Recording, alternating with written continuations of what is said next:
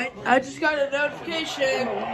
Severe thunderstorm watch. Winds around 5 miles an hour, becoming north in the afternoon. I just got a notification. 40%.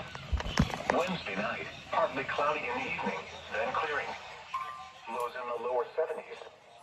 Northeast winds around 5 miles an hour. Here we go. Here we go.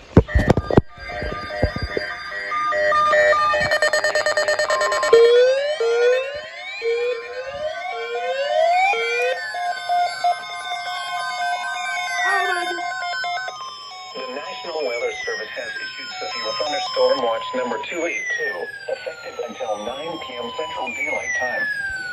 Dallas, Denton, Ellis, Hood, Johnson, Parker, Somerville, Tarrant, and Wise. I know. Remember, a severe thunderstorm watch means the conditions are favorable for the development of severe weather, including large hail and damaging winds in close to the watched area. While severe weather may not be imminent, persons should remain alert for rapidly changing weather conditions and listen for later statements and possible warnings.